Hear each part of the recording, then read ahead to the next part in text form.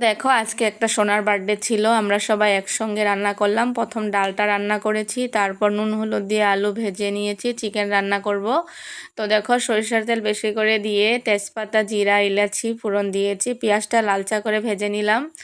Tomato আদা রসুন কাঁচা লঙ্কার পেস্টটা দিয়ে মশলাটা কষিয়ে নিয়েছি। আর মাংসটা আগে থেকেই মেখে রেখে দিয়েছিলাম, নুন হলুদ লঙ্কার গুঁড়ো জিরের গুঁড়ো ধনের গুঁড়ো আর হলো পেঁয়াজ রসুনের পেস্ট দিয়ে। তো দেখো লো ফ্লেমে মাংসটা আমি অনেক সুন্দর করে অনেক সময় ধরে কষিয়ে নিলাম, কারণ মাংসটা কষানো ভালো হলেই তরকারিটা খেতে ভালো হয়।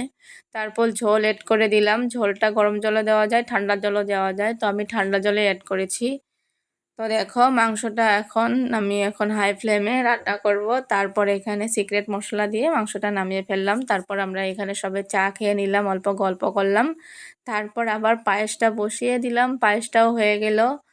তো এভাবে সবার সঙ্গে একসঙ্গে থেকে পুরা রান্না বান্না করলে খাওয়া দাওয়া করলে ভালোই লাগে, পুরো পিকনিকের মতোই লাগছিল। তারপর আরেকজন দিদি ভাই এখানে সবজি বানিয়ে নিল, দেখো মটর আলু আরও অন্যান্য সবজি দিয়ে রান্না করে নিল। তারপর দেখো এখন কেক কাটবে, তো আমার কাছে কেকটা বানাতে দিয়েছিল, তো পিঙ্ক কালার, তো আমি হোয়াইট আর পিঙ্কে বানিয়েছি। কেকটাও কিন্তু খুব সুন্দর হয়েছিল, খেতেও কিন্তু ভালোই হয়েছিল। আর এটা ফ্রুট কেক ছিল।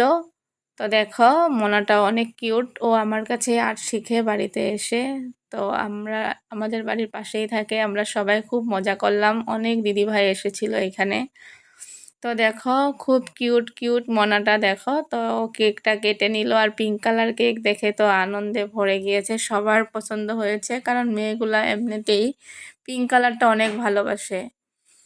তো দেখো পিঙ্ক কালার কেক দেখে তো সবার আনন্দ একদম দ্বিগুণ হয়ে গেছে। তো আমরা এখানে অনেক মজা করলাম, আমার সোনামা কেক খেতে চায় না, কারণ কেক খেতেই থাকে তাই। তারপর সবাই খাওয়া দাওয়া করলো, বাড়ি চলে আসলাম।